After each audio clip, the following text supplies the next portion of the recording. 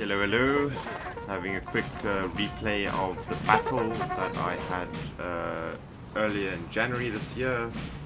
I'm spectating one of my allies who just, I realized, brought a load of heavy cav. 3 regiments of 150 each, to be precise. Oh. Medium cav, a bit smaller, over here. And some light cav over there. So primarily heavy cav dominated force. He does not have as much infantry as the Russians up ahead. But yeah, in this battle I do think he steamrolls him. He uses his cav very well. Oh, he's got more over here. So yeah, he's got lots of heavy cav. Full heavy cav core, basically. Yeah. That was a, what was that? That was a 12-pointer France, very big core, lots of money, so that's probably why he can afford to bring all this heavy cav. And hopefully he knows how to use it effectively to crush this Russian army. And over here we've got a 8 points France, 1814 core. Probably moving forward to help the 12-pointer. And we've got a Napoli 6 points that is coming to help. He's primarily line infantry by the looks of it. He didn't bring much to the table, but he was very important in the battle. I cannot underestimate. I've given credit where credit's due. He did a very good job. And this is my army, my 10-point Spain army. Trying to move as orderly as I can. I've got a fair amount of cavalry. I'm taking shots already. I've got advancing British from this side. They're already sending their scout cav, as you can see. Austrians have got a high ground advantage over here. They've got cannons set up here. I'm trying to spread my army out thin because I know they've got artillery shelling me. I brought no artillery in this match. They're setting up on the road, ready to defend. And there he goes again. My army is primarily medium cavalry, line infantry, and I have got Grendiers over here, which are kept in reserve. Small elite units over there. But the rest is basically just standard line infantry. With, of course, my medium cav, as I mentioned before, but decent medium cav, quite expensive medium cav. Yeah, getting shelled by the Austrians on the higher ground, that's okay. I'm just getting my men into position. So you can see my push is going to be coming on this right side. Although he's got majority of his army here. I didn't really want to attack uphill. British have got lots of cav here on the right, on this flank, on my right flank. Just pulling back my light cav as they're trying to charge it there. And we're just having a showdown. But I quickly realized how much cav he has on the right. So I think I do, yeah, I start sending over my other cav just to support that on the right. I need to hold my right flank. If they defeat my cav here, they're gonna fold my flank, and that's it for me, basically.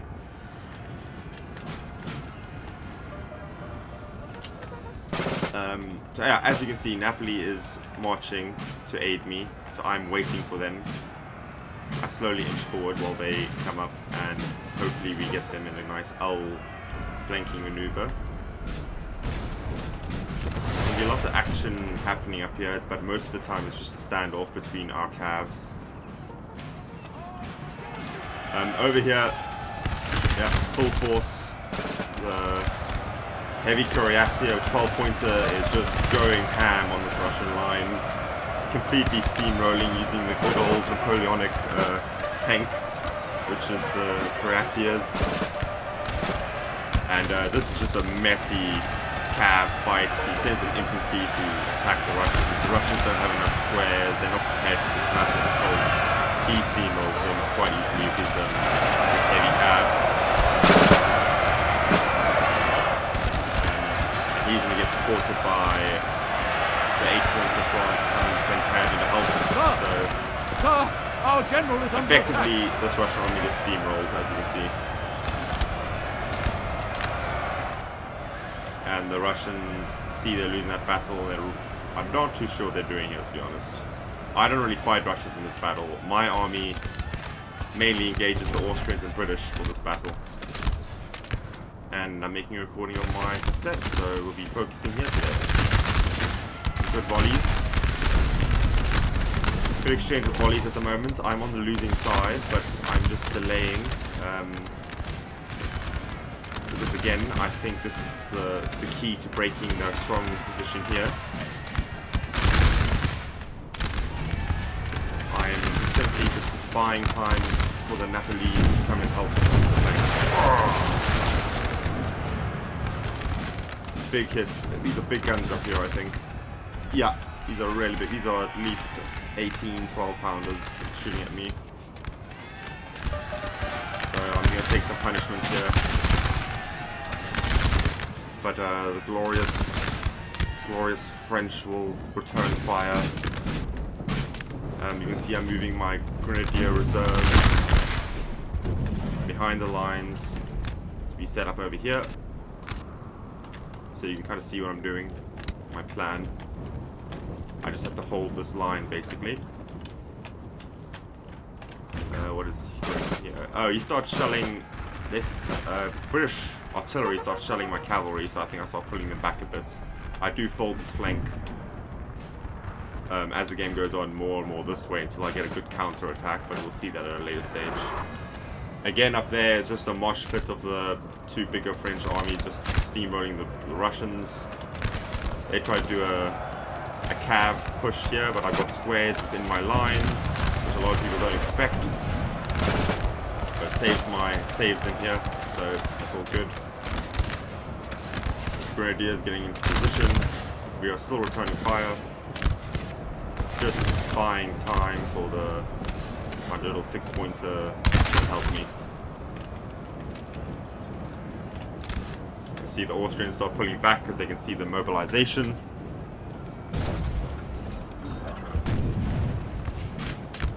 But we are taking heavy casualties from this cannon, as you can imagine.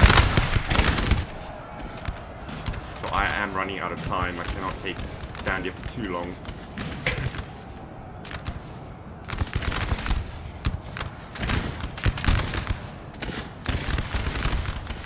I'm quite wary to move my Grendiers forward because of their cavalry here, but I know that's the only cavalry they have, so they have not really got much defending their line here. Marching my men forward just to get close to the volleys, just because I can, and I want to push the issue. Ooh, sound bug.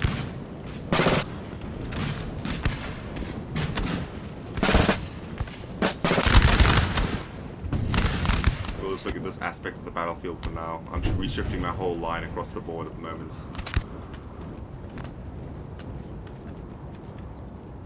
I'm hoping that they send their cavalry through to try attack my lines, because if I can get that cavalry out of the way, I can then attack without my infantry being absolutely steamrolled. Again, I've got more men shooting back at them, so although they have a cannon, we seem to be doing alright in the firefight, and my allies are nearly here on the corner. There we go, we've got a counter-attack by the Austrians, sending in infantry first, Grenadiers to be precise. Here they come, do a volley and they're finished. Here comes cavalry. I formed a square in time, I think. Yeah, I did, just in time. Here goes in my push on the left. Austrians are trying to push the issue here, but I'm counter-attacking as they retreat in the center, as you can see. Failed assaults all across the board for the Austrians, and I am sending Grenadiers in to mop up. A little friendly charge there, but didn't do too much damage, thankfully. And the Nepalese are going to come up and help me turn this flank. The Austrians are in full retreat. They did counter-attack, fair play to them, but I'm now going to move up and start folding their flank. Grenadiers are still in good order. and they have reinforcements coming. I decide to bring the Grenadiers back. There's no point wasting them on here. Let the line infantry and my allies deal with them. Grenadiers have done their job. And yes, failed attacks for the Austrians, and I'm capitalizing on their mistakes. So send these guys in to take the cannons, because less cannons for them, the better. My Grenadiers are still holding them back, but we're going to volley in their flank. Okay. You can finally see the British have arrived to come and help their Austrian friends. So I'm repositioning, as you can see, taking artillery fire from the British, and the British are moving up with their relatively good but small units. So again, I'm just pulling back and trying to delay whilst me and my allies take this flank. As you can see, we are completely dominating this flank. My concentration of force was a good play over here, and well timed with the reinforcements of the Nepalese. Again, huge bloodbath over here. But the 12-point Prussia and the 8-point 1814 Corps has pushed back the Russians, and they are coming to assist. So all we have to do is buy time over here. Well, I have to buy time, more importantly. So I'm outnumbered here, as you can see.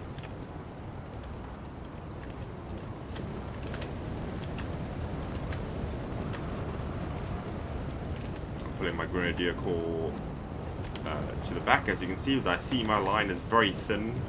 If these British decide to push the issue, I'm going to crack.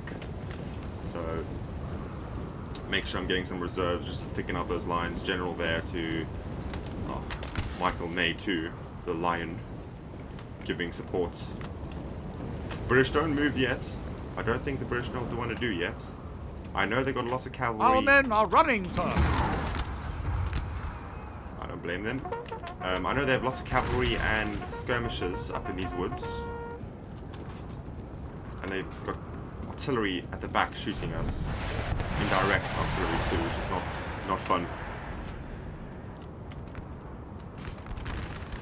Yeah, there we go. It's British cavalry, light cavalry, with their green coats. And they are now moving up, as you can see. We'll get the first volleys though.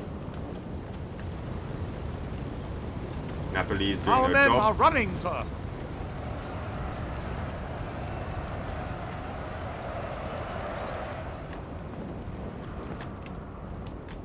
Although I sent cavalry there to block this flank, and sending brave dragoons to go and try and disrupt this attack. I see a square coming, I pull them back. So never click charge, just make them move close and then make them charge the last second so they don't get flung off with the squares form. That's a little tip. You see I did a feint attack there and retreat. I'm now volleying into a square, which is not bad. And I've also broken a back line unit, which is not going to be good for their morale. Just repositioning, and we're just returning fire on these this British line over here. We were very condensed. I've spread out my line, so if they decided to charge, they probably would have broken me.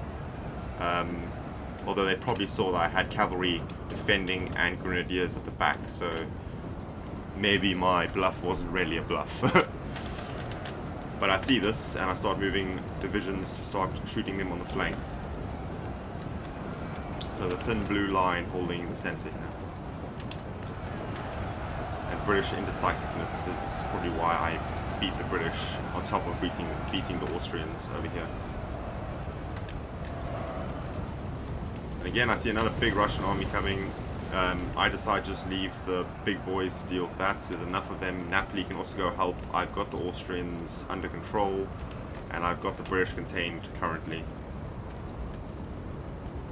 I think I opt on shifting my grenadiers to the flank here instead of keeping them at the back. But we're not doing too bad in the firefight against Britain, surprisingly. I'm sending units because I want to take those cannons out, which I do, I believe. And we're just doing good volleys. Good volleys across the board.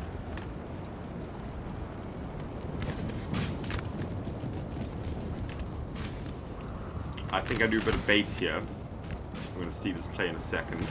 I think I sacrificed one of my cavalry units to get their cavalry to charge.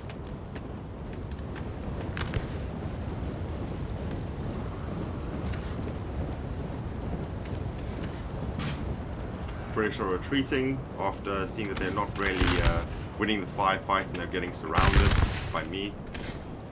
So they start pulling back as they probably should have. Good play by the British player. I'm attacking the green coats over here. My cavalry are pulled in the forest. I simultaneously attack here. So attack at 2 places at once if you can. Crush that unit. I'm hoping to entice a charge from his cavalry, which I think I do get. So I start running them back. He continues his dragoons. As you can see, I'm leading him straight into a trap, rarely redeploying my men.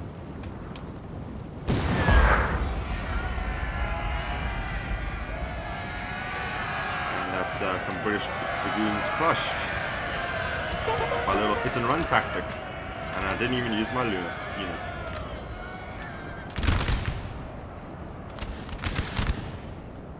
Always make your men go hold fire if they're going to friendly fire.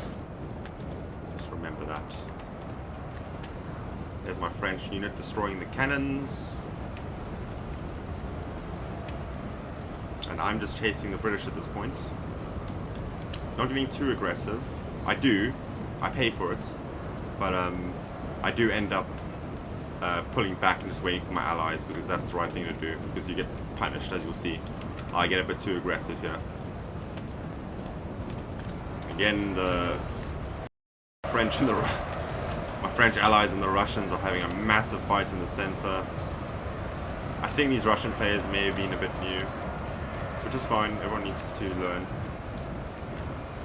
You're gonna make lots of mistakes before you get any good. Or understand the concept of the game. They're still shelling my artillery with their indirect fire, but that's at least leaving my line to just surround and crush the last of the Austrians. And here you can see I'm being very aggressive on the British retreat. Again, they're sending cavalry out to attack my cavalry. I'm not too sure why he did that, but I make him pay for the mistake. I start moving more cavalry up into the woods because these little grasshoppers are annoying. Very good units, very deadly against infantry and cavalry alike. But Britain's slowly losing their cavalry advantage because I'd split up their cavalry and destroyed it one by one.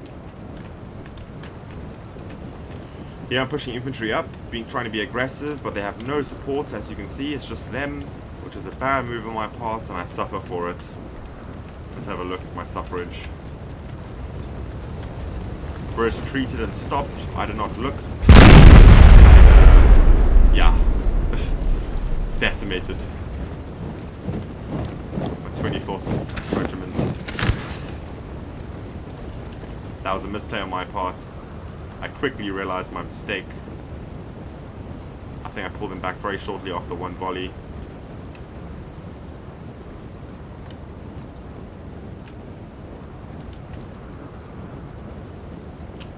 Our men are running, sir. After that, yeah, completely decimated there.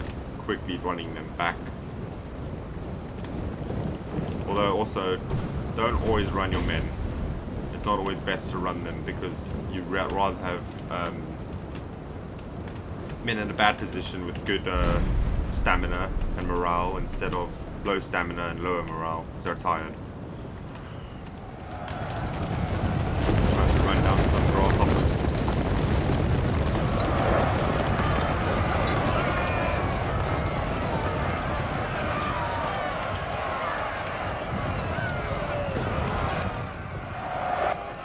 As the British have thrown away their cavalry advantage.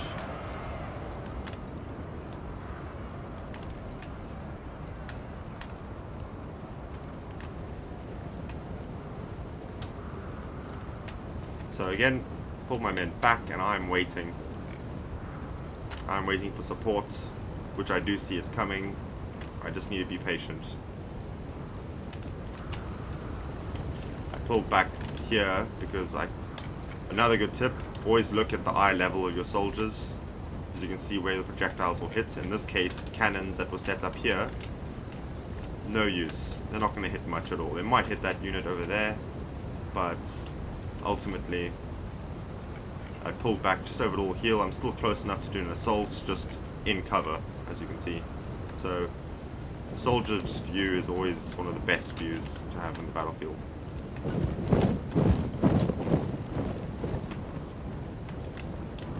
I can see the British retreating, and I move up, always reminding them that I'm there and close. Okay. So you can see how the battle has changed from me defending here, pushing, turning the flank, and moving up on the British.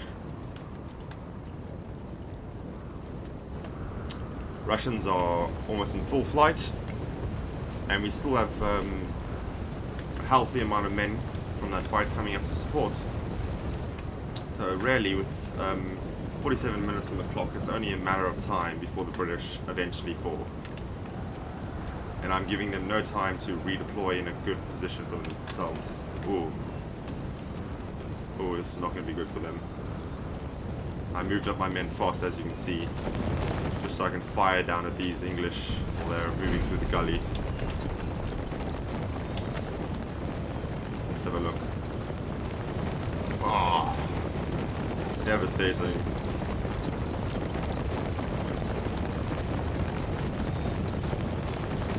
Devastating. British are in a good defensive position, to be fair.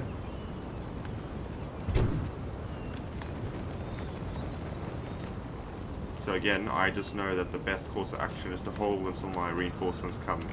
Maybe get domination of the woods, which I do end up doing. Just whilst I wait.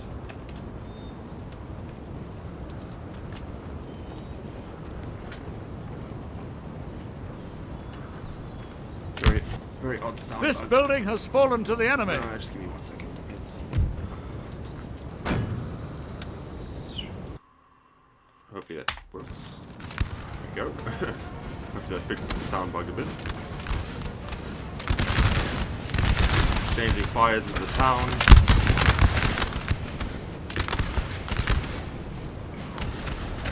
And again, my allies are moving up.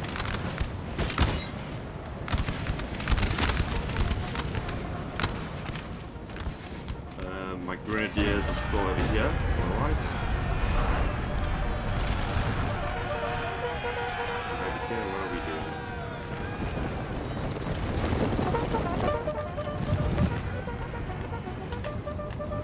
3 cavalry regiments against my 4.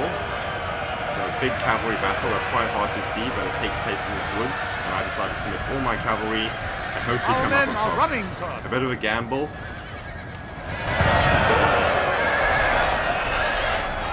I do think I end up winning this engagement with the cav. England tries to move some regiments over to help.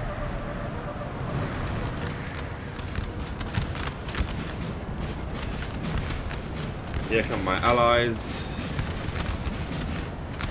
I decide that they'll probably let them set up their cannon and get their men to move up.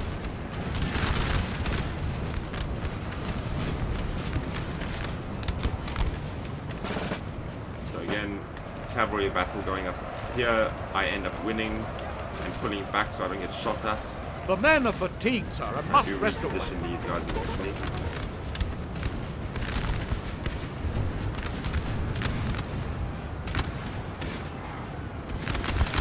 I'll react a bit later over here. I think what I could have done is move a bit faster to attack this cannon piece.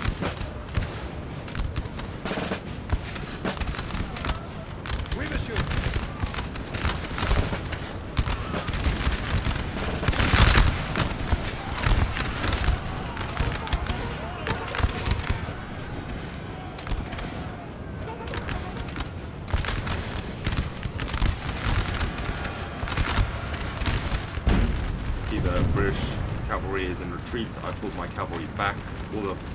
All the bodies start moving. Oh, another misplay.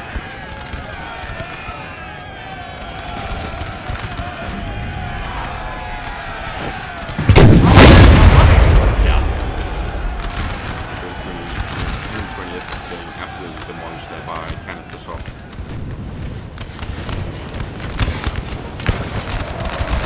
My little regiments again pushing in, trying to do damage. My allies moving through my lines, trying to push the issue on the British. I think I end up winning this engagement but losing against them. Again, tired soldiers, not veteran soldiers. Oh, busted in the face and countercharge. So a bit of a misplay on this side by me. Quickly coming in with Napoli to come and secure the flank. Cavalry dominance in the woods, with Grendiers and line infantry moving to the woods too. Hopefully, again, flanking, turning them. I spotted General over here trying to rally the broken English cav, and I slowly start creeping in on him, as you can see. And again, I'm walking, I'm not rushing because I need to rest my men.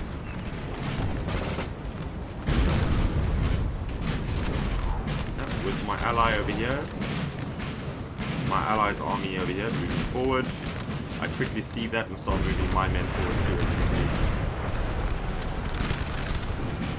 Alright, so it's all about synchronization. Some English cavalry has come back. I quickly spot it, pulling back my men that can't form the square. Quickly form the square with the guys that can.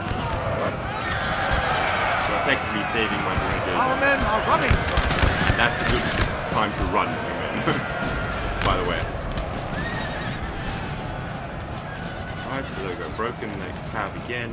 Now I'm running my cav to go get the English general. My ally pushing. As you can see, I am pushing. Pushing here too. Don't give them a break. Our men are running! A bit of an illegal move here. He's blob charging loads of his men to try and break us, which he does end up doing. Not really, it's kind of frowned upon, not really allowed to do that. Anyways, I guess he's just your standard UK player.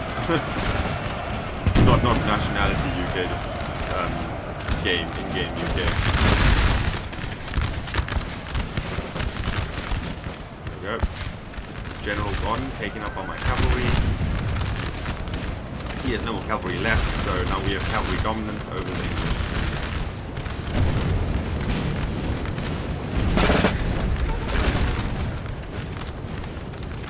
Yeah. We have killed their general, sir. Now they must break. Yep, so I've officially killed his general, and now I've got cav dominance over the English, and I can sit my cavalry right behind his lines, which will probably worry any player.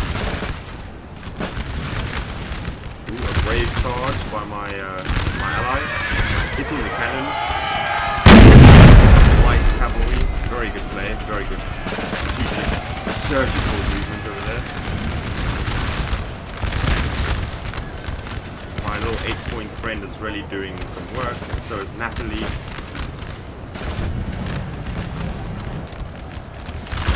Sending Grendiers in their flank over here, being supported by the main line of my friend.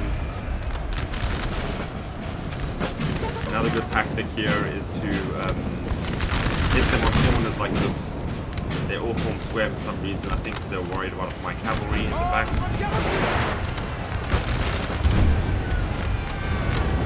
Yeah, there's lots of men getting shot. Standard is flying. Starting fire at point blank range. We have killed their general, sir. I have my general right behind this line, giving them morale. Arty's point of view would be this.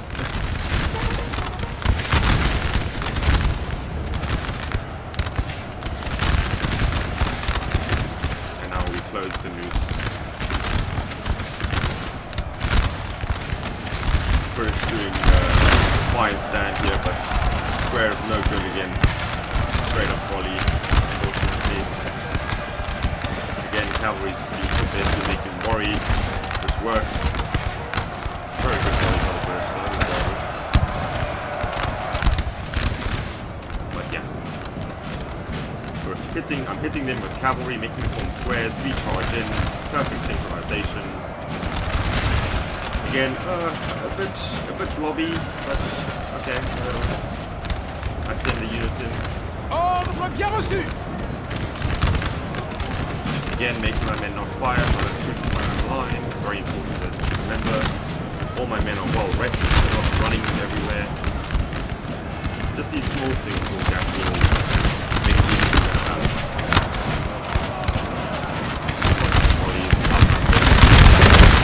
No general. No cav, no artillery. It's over.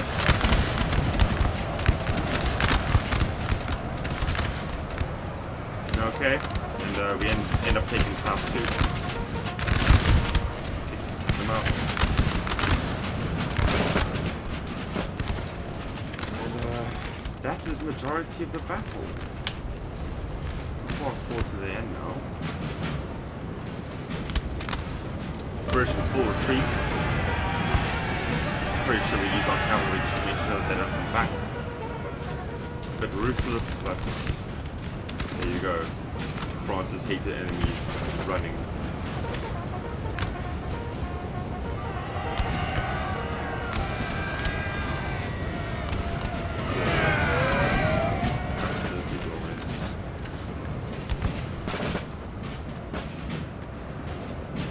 So my victory was mainly because I was aggressive. I didn't have to worry about too much cannons. I knew what I wanted out of my army, and that was to be aggressive and flanking, which seemed to work out for me in the end against the Austrians and English. I think the English could have beaten me. They just were very indecisive over here. If they pushed, I don't know if I would have held. My allies might not have got to me in time. And then obviously that's I'm a 10-point army, I'm quite a big part of the team, so I'll be out of it if the English defeated me there, but they did not. I ended up beating 2 men with the help of my allies. And it's really just a mop up, a few straggling Russians over here, which my allies quickly clean up. 12-point Prussia still bashing about. He's still got very good units. But we've effectively destroyed the Austrian and British flank. I'll just fast forward here quickly. I think we got one more English unit that came back, and they are going to do their last stand, and that will be the battle, really. So we'll just watch that one play out. My friend sees that my 1814 glorious victory, sir, is soon to be yours. Yeah, he sees him. I see him. I start bringing my guys back just to make sure that this unit is crushed quickly and we can take the victory home.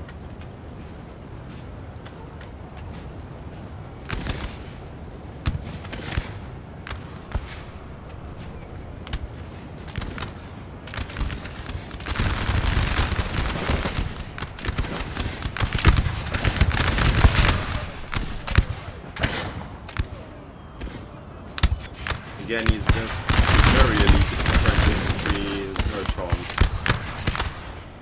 What do we got here? We got some L4, so some light very good volleys. In NCW3, the more elite your infantry, the better their volleys are generally. So it does.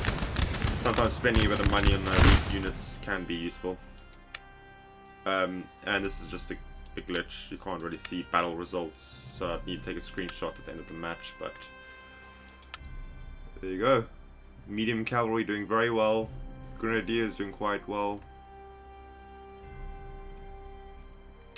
But pretty standard otherwise across the board, just because again positioning and making the enemy run because of flanks.